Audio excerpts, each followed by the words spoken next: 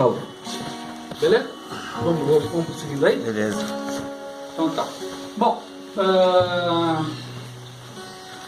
vinhas, o título dessa mensagem que a gente vai falar hoje chama-se As Vinhas ou a Vinha de Nabote. Ok? Nós vamos ter uma diferença, um contraste. O que é uma vinha? Quem sabe o que é vinha?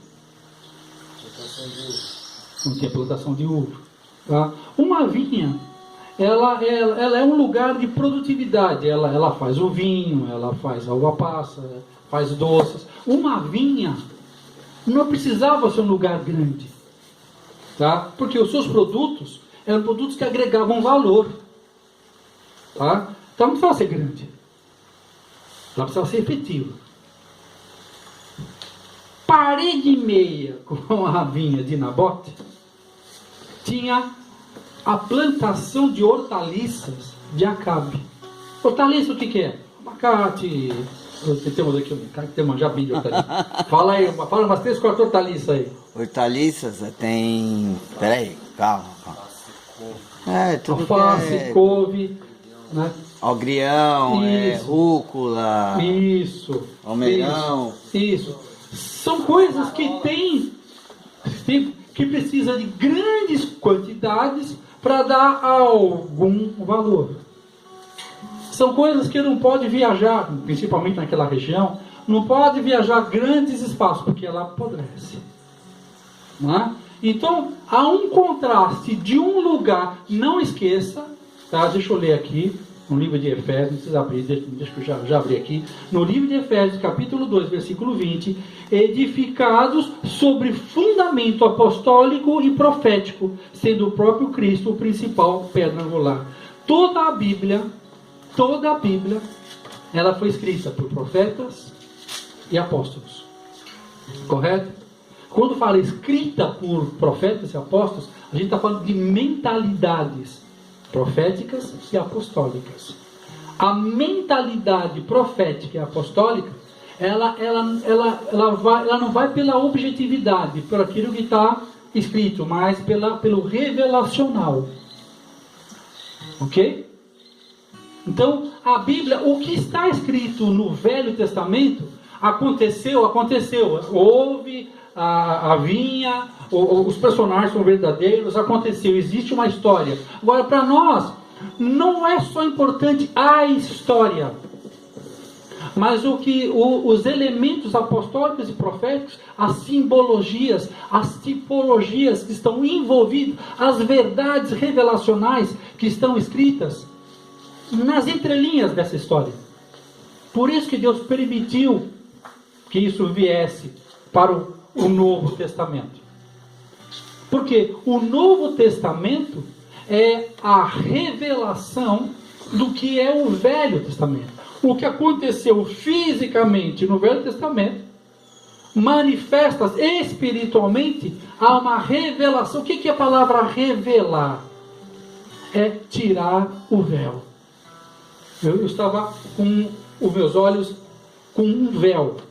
Aí foi revelado, ou seja, me tirou o véu. Os ministérios proféticos e apostólicos, eles são feitos para o quê? Para tirar o véu da igreja. E na Bíblia diz que a igreja de Cristo, tem que ter fundamento apostólico e profético, não pastoral, não evangelístico. Por quê?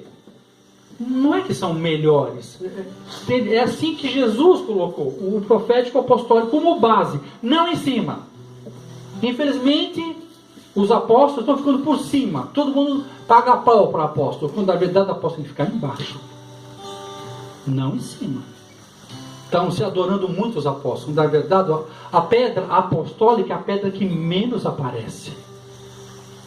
Os verdadeiros apóstolos, para vocês terem uma ideia, quase não se conhecem. Porque eles não gostam de aparecer. Porque a verdade apostólica e profética é a pedra de fundamento. Eu já expliquei que o que era a pedra de fundamento é aquela pedra que fica embaixo da areia quando você vai construir uma casa. Quando você vai ver uma casa, a gente não vê o alicerce, não é verdade? Você vê só a parede. da terra para baixo, existe ali todo um trabalho de fundamento para sustentar a casa. Por isso que eu falo, Jesus é a pedra fundamental. É em cima de Cristo, o sumo apóstolo, o sumo profeta, o sumo pastor, o sumo evangelista, o sumo mestre. É em cima disso que se edifica a casa. Ok? Então, nós vamos entrar nessa janela chamada Vinha de Nabote. E através dessa janela, nós vamos obter dessa janela verdades apostólicas e proféticas. Que nós podemos tirar isso para vários âmbitos da nossa vida. Quando está lá em Atos, falava assim: e se admiravam da doutrina dos apóstolos. O que será que significava isso? Por que falavam isso? Se admiravam da doutrina dos apóstolos. Por quê? Porque o Velho Testamento já não era mais eficiente, que agora era pelo sangue do Cordeiro. Confere? Por outro lado, o Novo Testamento ainda não havia sido escrito. Então que doutrina? E se maravilhavam da doutrina dos apóstolos. Então que doutrina era essa? Se o velho já não era mais eficiente e o novo ainda não estava pronto.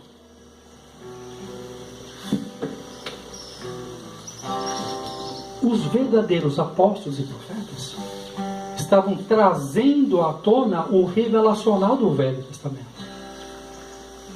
Porque o povo que seguia o judaísmo, que é a nossa descendência judaico-cristã, a obediência às 613 leis, que obedeciam à lei, porém com o véu colocado. Os ministérios proféticos e apostólicos começam a tirar o véu. Você fazia isso, Deus mandava você fazer isso, filho, por causa disso. Agora eu estou entendendo o que é. Por isso se maravilhavam, se admiravam da doutrina dos apóstolos e dos profetas. Por quê? Pelo grau de revelação deles. Porque eles iam muito além da letra. Porque o que diz a palavra de Deus? A letra mata, mas o Espírito vivifica. E esse Espírito estava sobre os apóstolos e profetas. Por quê? Não existe nenhum livro mais perigoso na face da terra do que a Bíblia. Sabia? Poucos livros mataram tanta gente que não foi a Bíblia. Por quê? Porque pegaram a Bíblia sem o espírito da Bíblia. Pegaram a letra sem o espírito da letra. E, em nome disso, mataram-se milhões e milhões de pessoas. Está entendendo isso? Então, não tem coisa pior do que você ser um observador da lei, mas o espírito da lei não te revela a graça que está escondida atrás da lei. Então por isso nós precisamos, graças a Deus, que Deus está restaurando verdadeiras unções apostólicas e proféticas, trazendo revelação à sua igreja, porque é mais um sinal da vinda do Yeshua HaMashiach. É mais um, não é mas é mais um sinal. Porque no livro de Efésios, capítulo 4, no versículo 11 e 17, e Jesus mesmo deu para a igreja, em primeiro lugar, apóstolos, profetas, pastores, evangelistas e mestres, com vista ao aperfeiçoamento da igreja, para que não andássemos mais como crianças, sendo levados por ventos de doutrina. Ventos de doutrina. Agora é moda fazer isso, agora é moda fazer aquilo. Aí vai um cara e faz uma coisa que funciona lá no Pernambuco, vai um monte de pastor, vai um monte de cara, faz aquele voo charter lá para copiar o que o cara faz, porque está preocupado com a funcionabilidade, e não com a espiritualidade da revelação, que é o que eu chamo de hortaliças. Ok? Então eu ainda não comecei a pregar, eu estou só colocando o ambiente que nós vamos colocar para a gente ter entendimento e nossas vidas, o que nós estamos fazendo? Que há áreas em nossas vidas de hortaliças e a área de vinhas. Esses dois estão dentro de nós. Nós vamos ver como que Deus usa a palavra para tratar conosco. Ok? Beleza? Podemos agora começar a pregar aqui? Vamos lá. Quem me conhece sabe. Eu vou... Pega de novo, por favor. Brother, pega aí de novo, se for possível. Lê para mim o versículo 1. Quem me conhece sabe. Nós vamos pegar de novo alguns versículos. Não todos, é lógico. Tá? Nós vamos pegar alguns versículos e vamos extrair princípios desses versículos. Vamos ler como ela foi escrita, não como ela está aí. Bora. Naquela época, um homem chamado Nabote de Jezreel possuía um vinhedo, que ficava ao lado do palácio de Acabe, rei de Samaria. Obrigado. Então, versículo 1. O nome Nabote. Quem sabe o significado do nome Nabote? Nabote significa, numa tradução simples, fruto ou frutificação. Ok? Existe aqui no recinto algum cidadão caraguatatubense? Opa! Vocês que são aqui de Caraguatatuba.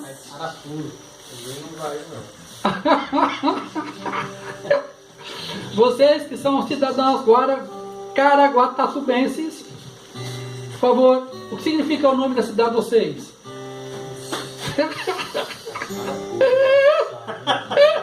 Caiçara. Eu que não sou caraguatatubense foi atrás do significado da cidade que o Senhor me deu por herança. Oi?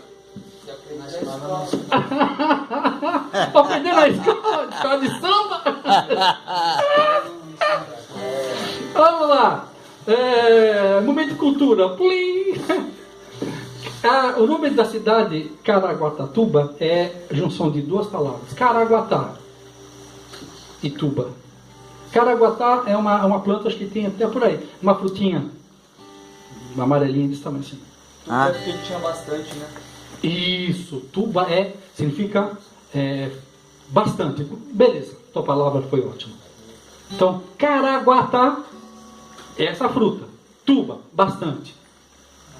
Numa linguagem profética, Caraguatatuba significa um lugar de frutificação.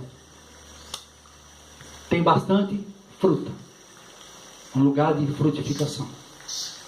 Então eu louvo a Deus quando Deus ele falou assim: pede-me e te darei as nações por herança. Eu estava lá em Guarulhos ainda. Eu estava tocando meu violão, dando uma chapadinha lá no quarto. Ele falou, ele chegou assim perto de mim e falou: pede então eu te darei as nações por herança. Eu estava tocando meu violão, olhei para casa dele assim e falei: ô Jesus, posso pedir Caraguatatuba? Ele olhou para mim assim, olhou, chegou aqui e falou: até os confins da terra. Eu falei: beleza, fechou, é nóis. Show, e aqui estou eu. Glória a Deus. Aqui estou eu. Aqui estou eu. Aqui estou eu. Há 12 anos atrás, Deus me levou a começar a estudar sobre cura e libertação. Veio 28 matérias num CD. Isso foi parar numa grande igreja. Só que isso ia ter que mexer com algumas estruturas internas dessa igreja. Sabe o que eles fizeram? Esconderam esse material. Mas um homem lá de dentro falou para mim assim: cara, isso é tua cara, pega para você. E foi quase assim, eu entrei no gabinete pastoral dele sem ninguém saber, que o Vaticano lá não podia saber. Então eu fui entrando lá, tá? Sabe quando o vai 5-0? Tchan. Ele pegou um CD, ó, nós vamos copiar aqui, ninguém pode entrar. Eu falei, beleza. Tchá. Aí começa, sabe aquela coisa que medo de alguém abrir a porta, já filmou. Sai, vaza. Foi bem assim. Foi coisa de louco. E eu comecei a devorar aquilo. 12 anos, eu não tinha a menor ideia Comecei aquilo, tá? Onde eu ouvi a primeira vez, obreiro aprovado. 2 Timóteo 2,15, procura apresentar-te a Deus aprovado, que maneja bem a palavra da verdade. Quem não tem do que se envergonhar. Isso começou a mexer na minha vida. Aí tive acesso ao livro. Aí começou a trabalhar. E eu tinha 20 anos de evangelho. 20 anos de evangelho. Porém com uma vida dupla. Meio barco, meio tijolo. Tinha coisas que eu não sabia da libertação. Eu sabia da produtividade. Eu sabia pregar a Bíblia em hebraico, em aramaico. Mas aqui dentro de mim tinha coisas podres que eu não sabia. Aí lendo esse livro, procura apresentar-te a Deus, aprovado como obreiro, que não tem do que se envergonhar. Comecei a passar por um processo de cura. Aí na proporção que eu comecei a passar por um processo de cura, eu comecei a entender coisas na minha vida, coisas que fui liberto, eu já falei isso várias vezes, libertações tremendas de várias drogas, foi saindo. Elas foram saindo, entendimentos entrou. Por isso fala, conhecereis a verdade, e a verdade vos liberta. João 8,32. Conhecereis a Verdade. E quem me libertou? A verdade. Puxa, quem é a verdade? Jesus. Jesus. Conhece Ele? E Ele te liberta. Não sou eu. Nada posso fazer. A não ser uma coisa. Anda na minha presença e ser perfeito. Muitas pessoas se confundem nisso. Anda na minha presença e ser perfeito. Mas eu não sou perfeito, como é que eu vou andar na presença dele? Ele falou, anda na minha presença. Anda na minha presença que eu te aperfeiçoo. Que você não é perfeito, eu já sei. Que você não faz nada de bom, eu já sei. Mas é a minha presença. Anda na minha presença. Porque aspectos do caráter de Cristo vai sair dele, pum, está em você. Foi a música que eu cantei aqui. Eu nunca cantei aquilo antes. Eu não tenho mais paciência para ficar cantando musiquinha. Eu já vou entrando logo na adoração. Transformo a minha oração em adoração. E transformo a minha adoração em intercessão. E transformo a minha adoração em proclamação. Entende? Não tem nada contra, pelo amor de Deus. Pode cantar o que quiser. Eu tento cantar uma musiquinha de crente assim, mas eu começo daqui a pouquinho, já vou chapando, já vou entrando em outras dinâmicas. Por quê? Não tenho tempo para perder, cara. Eu tenho muito que edificar, muito que afincar e muito que implementar. Então a gente está vendo aí, vamos voltar ao texto.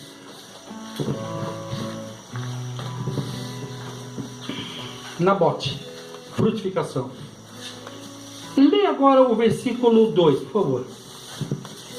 Certo dia, Acabe disse a Nabote: como sua videira fica tão próxima do meu palácio, quero comprá-la para fazer uma horta. Em troca darei a você uma videira melhor, ou se preferir, pagarei o valor em dinheiro. Isso. Significado do nome Acabe. Olha que interessante. O significado do nome de Acabe. Irmão do pai. Tiozão. O nome dele. Esse nome significa irmão do pai. Tio. Ok? Então, está tendo uma conversa de um cara chamado Frutificação com um cara que o nome dele parece pai. Parece pai. Ele é tio, não é pai. Presta atenção nisso. Se liga. Olha o que Deus está colocando por intermédio dos nomes. Tá bom? Versículo 1. Versículo 2. Lê novamente o versículo 2. Certo dia, Acabe disse a Nabote: como sua videira fica tão próxima do meu palácio, quero comprá-la para fazer uma horta. Em troca darei a você uma videira melhor, ou se preferir, pagarei o valor em dinheiro. Olha, você vê que são vizinhos, não é? Ele tinha hortaliças O outro tinha vinha. Ele chega para ele e falou: a sua vinha está atrapalhando o meu processo de crescimento. Por quê? Acabe, ele, na mente dele, ele só tem visão de crescimento. Nabote tinha uma visão de produtividade. Ok? Então, eu quero ficar maior. Não interessa o que é seu. Eu quero ter espaço para eu produzir mais. Há duas mentalidades. Gente que quer crescer mais, gente que quer amadurecer mais. Tem gente que quer ser famoso e tem gente que quer ser útil. Tem gente que quer ostentar e tem gente que quer distribuir. Fala de duas qualidades de existência. Estão entendendo isso? Ok? Vamos lá. É interessante. Me fala quanto você quer. Ou eu te compro uma em outro lugar, eu te pago o valor dela em dinheiro. Isso fala de um valor que não respeita valores. Um valor que não respeita valores, numa tradução simples, significa corrupção. Tá? Não me interessa o que você tem a ver com isso. Onde você quer para ser meu? Porque a única coisa que interessa para esse sistema pensante é valores. Estão entendendo isso? Valores financeiros. Ok? Versículo 3. Nabote, porém, respondeu: o Senhor me livre de lhe entregar a herança que recebi de meus antepassados. Isso. Deus me livre de abrir mão da herança dos meus pais. Qual o nome de Acabe? Qual a tradução do nome dele? Irmão do pai. Irmão do pai. A diferença do que é, do que parece ser. Quando há lugares em nossas vidas que são regidas por verdades bíblicas. Agora, há áreas em nossas vidas que são regidas por sofismas. O que é um sofisma? Quem sabe me dizer? Uma mentira vestida de verdade. Uia! Passa o microfone para lá, senão o pessoal não vai conseguir ouvir. Passa lá. Isso, olha! É uma mentira vestida de verdade. Uia, rapaz, veja que tu és profeta em Israel. É exatamente isso. Pior do que uma grande mentira, descarada mentira, é uma pequena mentira dentro de um recheio de verdade. O que acontece? Como é que se envenena? Você coloca o veneno dentro de alguma coisa que é apetitoso. Estão entendendo isso? Então, há áreas em nossas vidas, há sistemas que nos prometem uma coisa boa. Quer ver uma coisa? Aonde que a gente encontra isso a primeira vez na Bíblia? Pouco se prega sobre isso. No jardim tinha a árvore da vida e a árvore do conhecimento do bem e do mal. O que é isso? Por que você não podia comer da árvore do conhecimento do bem e do mal? Porque, olha que interessante. Eu podia dar um exemplo aqui, mas deixa eu viajar aqui. Seguinte. A árvore que produz o fruto. O fruto é uma mentalidade pensante, um estilo de vida, um estilo de agir e reagir. Tá? Assim como o homem pensa, ele age, ele é. Nós estamos falando disso. Não está falando de fruto necessariamente. Tem uma linguagem apostólica e profética. Embora houvesse realmente um lugar geográfico, a gente não está falando de geografia velho-testamentária, a gente está falando de linguagem apostólica e profética. Oferece você uma sugestão de uma coisa: conhecimento do bem e do mal. Tem coisas que ela... Passa um pouco essa garrafinha aqui. Tem coisas que aparentemente elas são bem, mas dentro dela está o mal.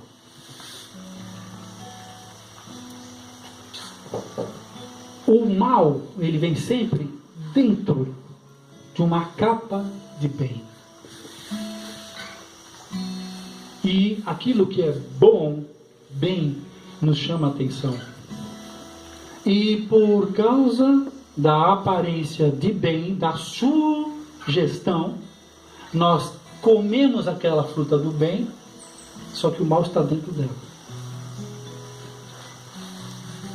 É como a gente comer um abacate com caroço e tudo. Está entendendo? O abacate é bom. E o caroço que está lá dentro? O piqui, para quem conhece o piqui. Ok? É exatamente isso. Então, como é que o inimigo nos ataca? Com sofismas. Ele não muda. Ele continua oferecendo para a gente comer da árvore do conhecimento do bem e do mal. O que é do conhecimento do bem e do mal? Usa isso. Te dá um gás. Te dá... Já sabe. Agora, a consequência, a conta, que toda ação promove uma reação. O negócio, o bagulho é bom, mas o efeito dele é devastador. Isso é. Então, o inimigo nos faz olhar o que? Somente o que é atraente e bom. Não aparece. É igual o carnaval, né? Carnaval só aparece as festas, aquelas mulheres fabulosas em cima dos carros, cheios de luz. No outro dia, aparece ressaca, casamentos desfeitos, mortes, overdoses, prostituições. Isso não aparece. Porque esse é o caroço do abacate. Está entendendo? Espero que de alguma forma isso pode fazer uma análise de nós mesmos, de áreas em nossas vidas, que nós temos que fazer essa. Eu não sou um pregador, eu sou um profeta que ensina. Então a palavra que a gente está aqui, ela é de ensino e meditação.